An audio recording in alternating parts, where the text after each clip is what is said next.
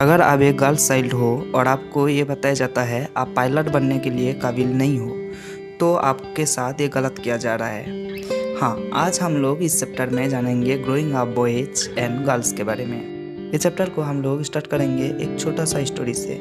1960 के टाइम मध्य प्रदेश में boys and girls के लिए कोई स्कूल सिस्टम नहीं था। मतलब बॉयज़ एंड गर्ल्स एक साथ नहीं पढ़ते थे। बॉयज़ लोगों का जो प्लेग्राउंड था वो स्कूल के बाहर था। On the other hand girls लोगों का प्लेग्राउंड स्कूल के ही अंदर ही था। बॉयज़ एंड गर्ल्स को एक साथ अलाउड नहीं किया जाता था। आपको क्या लगता है, क्या ये सही था? नहीं था ना। तो हम लोग इस चैप्टर में आज बॉयज़ एंड गर्ल्स के बारे में बात करेंगे। जनरली हम लोगों को सबसे पहले ये समझना ज़रूरी है what is gender. Biological differentiation के ऊपर डिपेंड करके जब पॉपुलेशन को डिफरेंट पार्ट में डिवाइड किया जाता है तब उसको हम लोग जेंडर के नाम पर जानते हैं। सोसाइटी में बॉयज़ एंड गर्ल्स का जैसे ग्रो अप होता है, बहुत अर्ली एज से उन लोगों को डिफरेंट मैटर के ऊपर डिपेंड करके डिफरेंशिएशन क्रिएट किया जाता है। ये डिफरेंशिएशन प्ले ग्राउंड के ऊपर हो सकता है, प्ले मटेरियल के ऊपर हो सकता है, या वर्किंग सिस्टम के ऊपर हो सकता है। आपको यहाँ पर एक छोटा सा लिस्ट दिया हूँ, जिस लिस्ट देख के आप इजीली डिटरमिन कर सकते हो बॉयज़ एंड गर्ल्स को कैसे डिस्क्रिमिनेट किया जाता है। जैसे बॉयज़ लोगों का जो गेम होता है वो अलग टाइप का होता है, फुटबॉल, क्रिकेट, बास्केटबॉल एट्सेट्रा।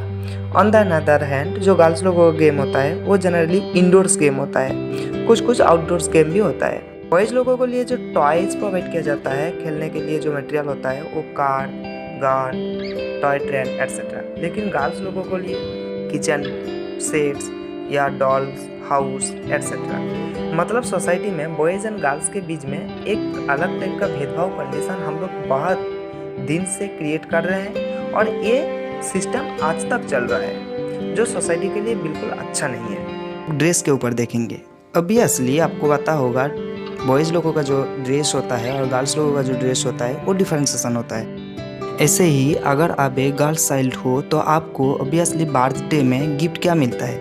ज़्यादातर डॉल मिल सकता है या किचन टूल्स मिल सकता है। लेकिन वहाँ पर एक बॉयज़ को बर्थडे गिफ्ट में आपको पेरेंट्स लोग क्या गिफ्ट देते हैं? उसको कार गिफ्ट देते हैं, नहीं तो टॉय ट्रेन गिफ्ट देते हैं, नहीं तो एरोप्लेन गिफ्ट करते हैं। मतलब एक डिफरेंशिएशन क्रिएट किया जा रहा है बॉयज़ एंड गर्ल्स के बीच में।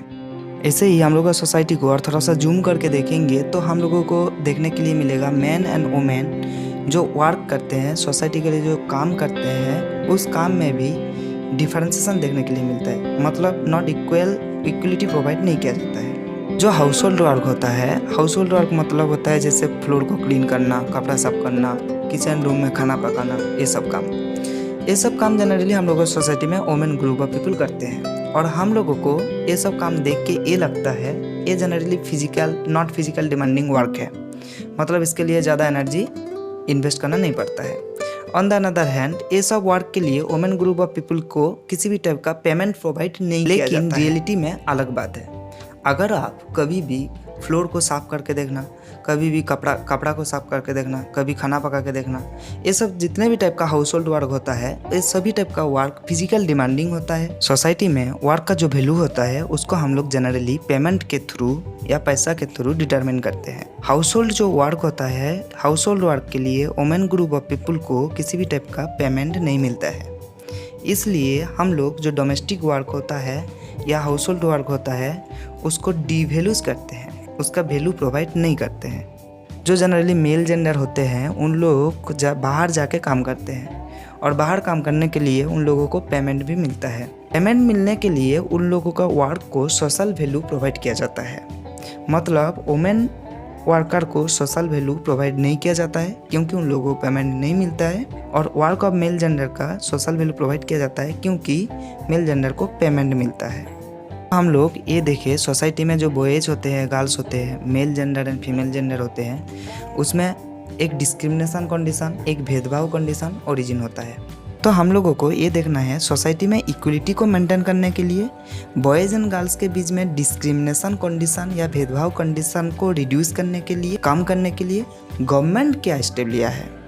इस भेदभाव कंडीशन या डिस्क्रिमिनेशन कंडीशन को रिड्यूस करने के लिए गवर्नमेंट राइट टू इक्वलिटी लाया है, जिसके थ्रू ये बताया गया है किसी भी टाइप का मेल एंड फीमेल जेंडर को आप अलग अलग तरीके से देख नहीं सकते हो। सोसाइटी के लिए मेल एंड फीमेल जेंडर सब इक्वल है। नेक्स्ट थिंग्स, विलेज एरिया में या रूरल एरिया में आंगनवाड़ी को इस्टेब्लिश किया गया है, जहाँ पर चाइल्ड को अच्छे तरीके से केयर किया जा सके। ऐसे ही जिस रीजन में 30 से ज़्यादा वुमेन काम करते हैं, उस ऑर्गेनाइजेशन में क्रैच प्रोवाइड किया जाता है, जो क्रैच उन लोगों का चाइल्ड को अच्छे तरीके से देखभाल कर सके।